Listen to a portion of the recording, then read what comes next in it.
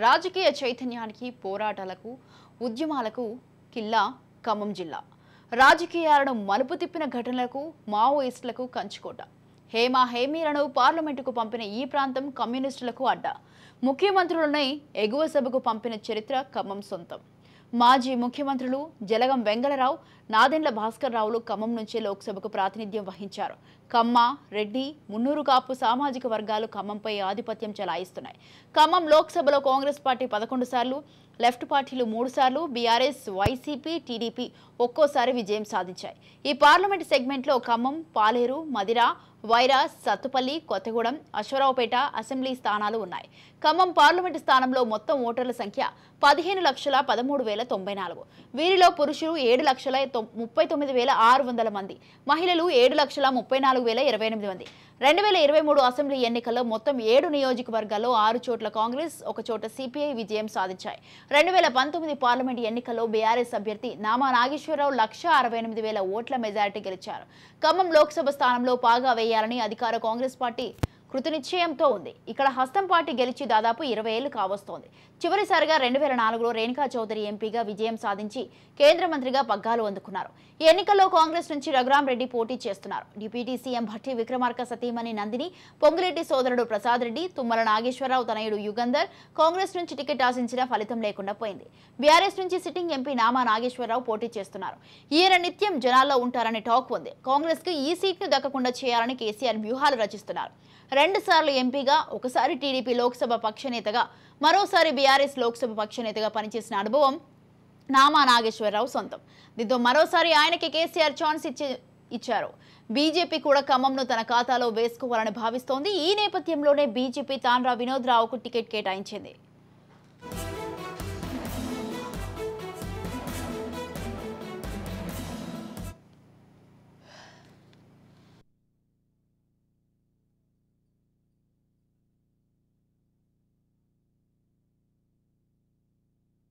ఈ సెగ్మెంట్ పై అయితే కాంగ్రెస్ పార్టీ అయితే ప్రధానంగా దృష్టి సారించిన పరిస్థితి కనిపిస్తుంది.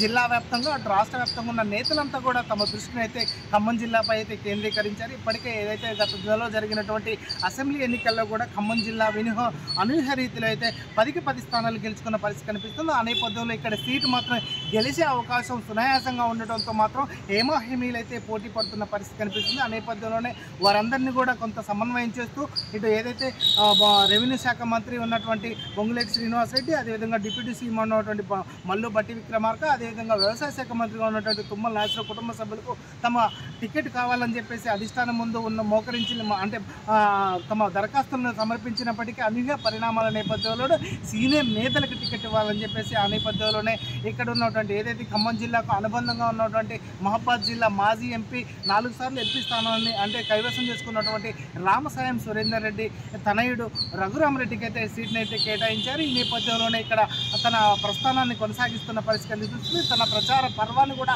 ఇప్పటికే ఓరెత్తిస్తున్న పరిస్థితి కనిపిస్తుంది. మరో 9 రోజులు మాత్రమే గడువు ఉన్న నేపథ్యంలో వారందరినీ కూడా వివిధ రాజకీయ పార్టీలను సమన్వయం చేస్తూ ముందుకు సాగుతున్న పరిస్థితి కనిపిస్తుంది. ఇక రామసాయం సురేందర్ రెడ్డి తనయుడు రఘురాం రెడ్డి జిల్లాకు చెందిన నేత, ఖమ్మం జిల్లాలో ఎంతో పట్టున్న నేత.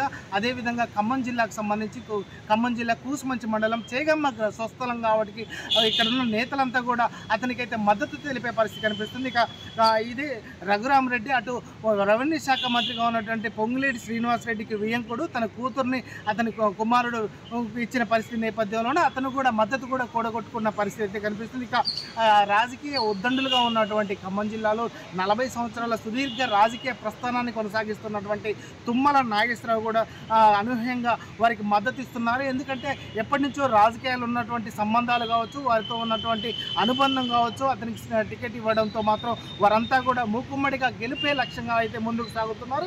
ఇప్పటికే ఖమ్మం జిల్లా కాంగ్రెస్ కంచుకోట లాంటిది. అటువంటి ఖమ్మం జిల్లాలో ఇటువంటి అంటే ముఖ్య నేతను, అదేవిధంగా ప్రముఖంగా ఉన్న నేతను, వ్యాపారవేత్తను ఇక్కడ తీసుకురావడంలో మాత్రం వారైతే కొంత జిల్లా ప్రజలు కూడా ఆసక్తిగా ఎదురు చూస్తున్నారు. గెలిచే అవకాశం సునాయాసంగా ఉన్న నేపథ్యంలోనే ప్రచారాన్ని కూడా అందుకు తగ్గట్టుగా కూడా కొనసాగిస్తున్నారు. ఇప్పటికే ఏదైతే గతంలో జరిగినటువంటి అసెంబ్లీ ఎన్నికల్లో 10కి 10 కాంగ్రెస్ గెలుచుకుంది. అదేవిధంగా గతంలో చూసుకుంటే ఇక్కడ ఉన్నటువంటి బీఆర్ఎస్ పార్టీ అదేవిధంగా టీఆర్ఎస్ పార్టీ ప్రధానంగా కూడా తమ ప్రస్థానాన్ని కొనసాగించడం కోసం అయితే వివిధ రాజకీయ పార్టీలో గెలిచినటువంటి ఎమ్మెల్యేలను నేతలను అదేవిధంగా ప్రజాప్రతినిధులను తమ పార్టీలోకి అంటే మళ్లించుకున్నప్పటికీ ఇక్కడ ఉన్నటువంటి గతంలో మొన్న జరిగినటువంటి 23 ఎన్నికల్లో మాత్రం ఒకే ఒక సీటుకు మాత్రం పరిమితి చేశారో ఆ ఒక్క సీటు కూడా కాంగ్రెస్ వైపు అయితే మళ్ళింది.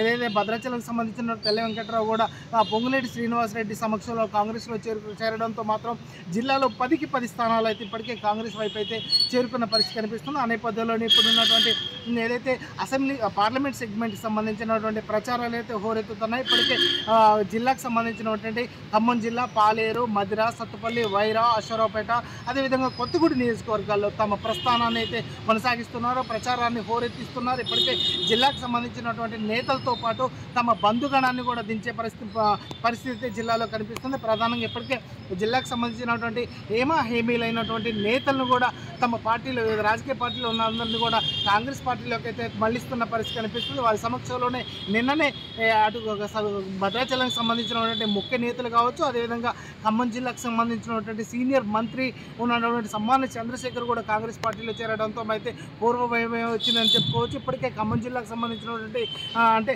రాజకీయ దురంధులను కూడా కాంగ్రెస్ పార్టీ తన వైపు అయితే మళ్లించుకుంది. ఇప్పటికే ఏదైతే రఘురామరెడ్డి నియోజకవర్గాల వారీగా షెడ్యూల్ వేసుకొని మాత్రం తన ప్రస్థానాన్ని కొనసాగిస్తున్నారు.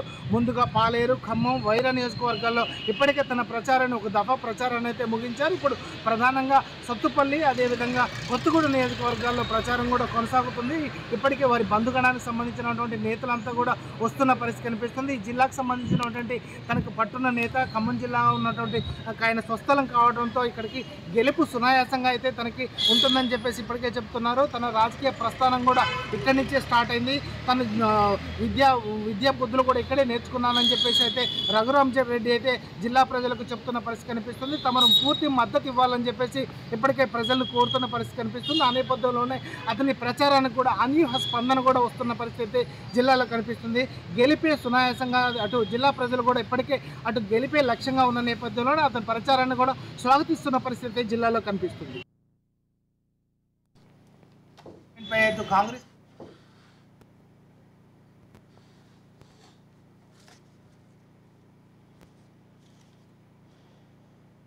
ఇక బీఆర్ఎస్ పార్టీకి సంబంధించినటువంటి సిట్టింగ్ స్థానాన్ని అనేది అటు నామా నాగేశ్వరరావు కూడా కేటాయించారు. ఈ అసెంబ్లీ పార్లమెంట్ సెగ్మెంట్కి సంబంధించి ఇప్పటికే తన ప్రస్థానాన్ని కొనసాగిస్తున్నప్పటికీ గతంలో ఏదైతే 2014, 18 ఎన్నికల్లో మాత్రం తనకి మాత్రం ఇక్కడ ఉన్నటువంటి స్థానిక ఎమ్మెల్యేలకే అటు కేసీఆర్ కూడా రైట్స్ ఇవ్వడంతో మాత్రం తను మాత్రం జిల్లా ప్రజలకు కనుమరుగవుతున్నాడని చెప్పేసి జిల్లా ప్రజలు భావిస్తున్న నేపథ్యంలోన అనూహ్య పరిణామాల నేపథ్యంలో ఇక్కడ మాత్రం మళ్ళీ అతన్ని సిట్టింగ్ స్థానాన్ని అయితే అతను కేటాయించారు. ఈ నేపథ్యంలో తను మొదటి నుంచి కూడా ప్రచారాన్ని అయితే కొంత జాగుగా చేస్తున్న పరిస్థితి కనిపిస్తుంది. జిల్లా ప్రజలకు అందుబాటులో లేరు అనే అపవాదు కూడా కొనసాగుతున్న నేపథ్యంలో అతను స్థానికత కూడా కొంత అతనికి వెనుకబాటుతనానికి గురి చేసే అవకాశం కనిపిస్తుంది. అతను ఏదైతే మహబాద్ జిల్లాకు సంబంధించినటువంటి బలపాల గ్రామం కాబట్టి తాను మాత్రం ఇక్కడ లోకల్ కాదని చెప్పేసి అటు ప్రత్యర్థి పార్టీలు కూడా చెప్తున్న పరిస్థితి కనిపిస్తుంది. ఆ నేపథ్యంలోనే తను మాత్రం ఇక్కడ లోకల్ ఇక్కడి నుంచే ఉంటున్నారు. ఇక్కడ రాజకీయ ప్రస్థానం అదేవిధంగా తమ పారిశ్రామిక విధానం మొత్తం కూడా ఖమ్మం జిల్లా కేంద్రంగా నడుపుతున్నారని చెప్పేసి తన ప్రచారాన్ని అయితే కొనసాగిస్తున్నారు. ఇప్పటికే తన అనుచరుల నేపథ్యంలో ఏదైతే బీఆర్ఎస్ టికెట్ ఇచ్చినప్పటికీ కూడా తన కొంత నిరాసక్తిని అయితే కొనసాగిస్తున్నారు. పార్టీలో తను క్రియాశీలకంగా తనకు స్థానాన్ని కల్పించలేదని కొంత తన అనుచరుల వద్ద కూడా ఓపోయిన పరిస్థితి కనిపిస్తుంది. జిల్లాలో తను పోటీకి కూడా నిరాసక్తి చూపిస్తున్నట్టు తన అనుచరుల వద్ద చెప్పినట్లు కూడా మనకు సమాచారం అవుతున్నప్పటికీ అతను మాత్రం ఇప్పటికైతే బీఆర్ఎస్ టికెట్తో అయితే ముందుకైతే సాగుతున్నారు. ఇక్కడికే జిల్లాలో తన ప్రస్థానాన్ని అయితే కొనసాగిస్తున్నారు. జిల్లాకు సంబంధించినటువంటి పలు నియోజకవర్గాల్లో విస్తృతంగా పర్యటనలు చేస్తున్నప్పటికీ ఇప్పటికే జిల్లా అంటే రాష్ట్ర స్థాయికి సంబంధించినటువంటి నేతలను కూడా రప్పించుకుంటున్న పరిస్థితి కనిపిస్తుంది. ఇప్పటికే హరీష్ రావు అదేవిధంగా కేటీఆర్తో పాటు బీజేపీకి అంటే బీఆర్ఎస్కి సంబంధించిన ముఖ్య నేతలందరూ కూడా ఇక్కడ ప్రచారానికి అయితే పిలిపిస్తున్నారు. ఇక్కడ ఏదైతే బీఆర్ఎస్ ప్రస్థానం ఇక్కడి నుంచే సాగిందో ఇక్కడి నుంచే పతనం అవుతుందని చెప్పేసి ఇంటెలిజెన్స్ వర్గాల నేపథ్యంలోనే జిల్లాకు సంబంధించినటువంటి అంటే పార్టీని మనుగడలో ఉంచేందుకైతే ప్రత్యేకంగా అటు బీఆర్ఎస్ అంటే కేసీఆర్ కూడా ప్రత్యేకంగా దృష్టి సారించారు. ఆ నేపథ్యంలోనే అతను బస్సు టూర్ ప్రోగ్రాం కూడా ప్రత్యేకంగా ఈ జిల్లా కేంద్రంగా కూడా పెట్టుకున్న పరిస్థితి కనిపిస్తుంది. ఆ నేపథ్యంలోనే జిల్లా వ్యాప్తంగా కూడా తన బస్సు యాత్రలను కొనసాగిస్తూ నామనాశనం గెలుపు కోసం అయితే ప్రయత్నాలు చేస్తున్నారు. ఇప్పటికే జిల్లాకు సంబంధించినటువంటి ఏదైతే బీఆర్ఎస్ పార్టీలో ఉన్నటువంటి మాజీ మంత్రులు వారంతా భూ కుంభకోణాలు, అదేవిధంగా మట్టి మాఫియా అక్రమాలకు పాల్పడ్డారనే అపవాదు ఉన్న నేపథ్యంలోనే జిల్లా ప్రజలు మొదటి నుంచి కూడా బీఆర్ఎస్ పార్టీని మనుగడలోకి అంటే కొంత నిరాసక్తిని చూపిస్తున్నారు. ఆ నేపథ్యంలోనే ఇప్పుడు ఇక్కడ ఉన్నటువంటి సెట్టింగ్ మంత్రి కూడా ఓడిపోయిన పరిస్థితి కనిపిస్తుంది. ఇక ఇప్పుడు ఈ ఎన్నికలు మాత్రం ఇప్పుడు ఈ పార్లమెంట్కి సంబంధించినటువంటి ఎన్నికలు మాత్రం సావా రేవా అనే రీతిలో మాత్రం తమ ప్రచారాన్ని కొనసాగిస్తున్నారు. ప్రతి సెగ్మెంట్కి ఒక అభ్యర్థిని అంటే ఒక ఇన్ఛార్జిని ఏర్పాటు చేసి వారంతా కూడా ప్రత్యేకంగా ఓటర్ల వారీగా కూడా ప్రత్యేకంగా దృష్టి సారిస్తున్న పరిస్థితి కనిపిస్తుంది. ఆ నేపథ్యంలోనే జిల్లాకు సంబంధించినటువంటి పాత నేతలందరినీ కూడా జారిపోకుండా ప్రత్యేకంగా దృష్టి సారించారు. ఇక్కడికి సంబంధించినటువంటి జిల్లా అధ్యక్షులుగా ఉన్నటువంటి ఎమ్మెల్సీ తాత మధు కూడా ప్రత్యేకంగా దృష్టి సారించారు. జిల్లాకు సంబంధించినటువంటి నగర అధ్యక్షులు కావచ్చు, అదేవిధంగా మాజీ మంత్రులు, మాజీ ఎమ్మెల్యేలందరినీ కూడా చేజార్చిపోకుండా ప్రత్యేకంగా దృష్టి సారించారు. అయితే ఈ అనూహ్య పరిణామాల నేపథ్యంలో అటు వైరా నియోజకవర్గానికి సంబంధించినటువంటి మాజీ ఎమ్మెల్యే కూడా ఇప్పుడు బీఆర్ఎస్ పార్టీకి రాజీనామా చేయడంతో మాత్రం కొంత నిరాసక్తి అయితే కొనసాగుతున్న పరిస్థితి కనిపిస్తుంది. జిల్లాలో బీఆర్ఎస్ గెలుపు కొంత అంటే నల్లేరు మీద నడకాలని వారు చెప్తున్నప్పటికీ అది మాత్రం కొంత కష్టకాలంగా ఉన్న పరిస్థితి జిల్లాలో కనిపిస్తుంది. నామా నాగేశ్వరరావు మాత్రం ప్రతి నియోజకవర్గాన్ని టచ్ చేస్తూ తన ప్రచారాన్ని అయితే కొనసాగిస్తున్నారు. తాను ఇప్పటికే ఈ పోటీకి సంబంధించినటువంటి వ్యయ ప్రయాసాలన్నీ కూడా చేస్తున్న పరిస్థితి కనిపిస్తుంది. తనకు పార్టీ నుంచి కూడా ప్రత్యేకంగా అంటే వారందరి ఆశీస్సులు ఉన్న నేపథ్యంలోనే తన ప్రచారంలో ఉన్నట్లు కూడా తన అంటే సమీప అనుచరులకు కూడా చెప్తున్న నేపథ్యంలో తన ప్రస్థానాన్ని అయితే కొనసాగిస్తున్నప్పటికీ నామమాత్రపు ప్రచారాలు, నామమాత్రపు పర్యటనలతోనైతే కొనసాగుతున్నారు. ఆ నేపథ్యంలోనే జిల్లా ప్రజలు కూడా కొంత అయితే వెనకబడి పాటు వేస్తున్నారు. ఇప్పటికే జిల్లాకు సంబంధించినటువంటి కాంగ్రెస్ పార్టీకి సంబంధించినటువంటి ఎమ్మెల్యేలంతా కూడా గెలవడంతో అక్కడ ఉన్నటువంటి నేతలంతా కూడా కొంత వెనకడుగు వేస్తున్నారు. తమకు అంటే ఇప్పటికే గతంలో బీఆర్ఎస్ పార్టీ అధికారంలో ఉన్నప్పుడు ఆ కేసులు, అదేవిధంగా అక్రమ కేసులు బనాయింపు నేపథ్యంలో వారంతా కూడా ఇప్పుడు తమ వైపు కేసులు బనాయిస్తారా అనే నేపథ్యంలో వారంతా కూడా వెనకడుగు వేస్తున్నారు. ఆ నేపథ్యంలో బీఆర్ఎస్ పార్టీ కూడా కొంత అయితే వెనకడుగు వేస్తుంది. ప్రచారాల్లో కూడా కొంత వెనుకబాటును అయితే ప్రదర్శిస్తున్న పరిస్థితి జిల్లాలో కనిపిస్తుంది. అయినప్పటికీ చావా రేవా అనే రీతిలో మాత్రం బీఆర్ఎస్ అభ్యర్థి అయితే తన ప్రయాణాన్ని అయితే కొనసాగిస్తున్న పరిస్థితి జిల్లాలో కనిపిస్తుంది. ఇక బీఆర్ఎస్ పార్టీ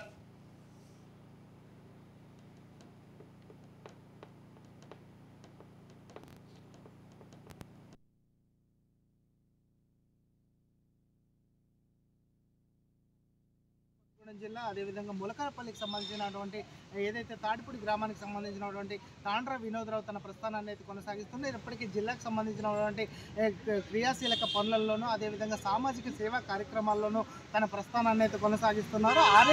ఆర్ఎస్ఎస్ భావాలు ఉన్న నేపథ్యంలో అతనికి అనూహ్యంగా టికెట్ అయితే కేటాయించిన పరిస్థితి కనిపిస్తుంది. జిల్లాలో తన ప్రచారాన్ని ముందుగా తన టికెట్ని కేటాయించడంతో అయితే ప్రచారంలో ముందుకున్నారు. అదేవిధంగా జిల్లాకు సంబంధించినటువంటి ముఖ్య నేతలందరినీ కూడా, అదేవిధంగా తన సామాజిక వర్గానికి సంబంధించిన నేతలందరినీ కూడా సమన్వయం చేసుకోవడంలో ముందుకు సాగుతున్నారు. ఇప్పటికే జిల్లాకు సంబంధించినటువంటి 3 దఫాలుగా ఇప్పటికే ప్రచారం అయితే ముగించుకున్నారు.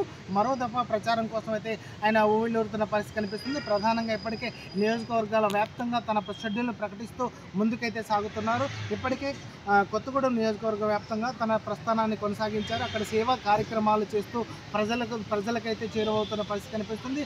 గతంలో కూడా అతని అయితే సత్తపల్లి నియోజకవర్గం, అదేవిధంగా కొత్తగూడెం నియోజకవర్గాల్లో తన సేవా కార్యక్రమాలతో అయితే ప్రజలకు శుభచిరుతులు కావడంతో మాత్రం అతని ప్రచారానికి కూడా బ్రహ్మరథం పడుతున్న పరిస్థితి కనిపిస్తుంది. ఆ నేపథ్యంలోనే ఇప్పటికే రాష్ట్రానికి సంబంధించిన నేతలతో పాటు జాతీయ నేతలను కూడా రప్పిస్తున్న పరిస్థితి కనిపిస్తుంది.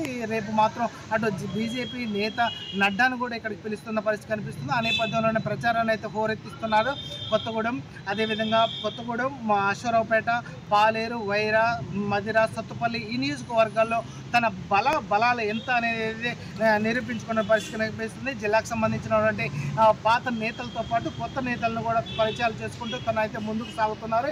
ఇప్పటికే తన బంధుగణంతో పాటు అటు ఏదైతే ఆర్ఎస్ఎస్ భావాలు ఉన్నటువంటి వ్యక్తులు మోడీ డబుల్ ఇంజిన్ సర్కార్తో పాటు ట్రిపుల్ ఇంజిన్ సర్కార్ రావాలనే ఉద్దేశంతో అయితే తన ప్రస్థానాన్ని కొనసాగిస్తున్నారు. ఇప్పటికే మోడీ వస్తే దేశం బాగుపడుతుంది అనే నేపథ్యంలోనే తన ప్రస్థానాన్ని అయితే కొనసాగిస్తున్నారు. ఇప్పటికే ప్రచారాల పర్వంతో అయితే ముందుకు సాగుతున్నారు. ఇప్పటికే జిల్లాకు సంబంధించినటువంటి ముఖ్య నేతలను కూడా తమ వైపు మళ్లించుకోవడంలో అయితే క్రియాశీలకంగా అడుగులు వేస్తూ ప్రతి వ్యూహాలు పన్నుతున్న పరిస్థితి కనిపిస్తుంది. ఆ నేపథ్యంలో అంటే జిల్లాకు సంబంధించినటువంటి బీజేపీ నేతలను కూడా తమ వైపు పూర్తిగా మద్దతు కూడగట్టుకోవడానికైతే ప్రయత్నాలు అయితే కొనసాగుతున్నాయి. ఇప్పటికే సత్తుపల్లికి సంబంధించినటువంటి బీజేపీ నేతలతో పాటు అదేవిధంగా పాలేరు, కొత్తగూడెం నేతలకు ప్రత్యేకంగా మీటింగులు నిర్వహించి వారందరినీ కూడా సమన్వయం చేస్తున్నారు.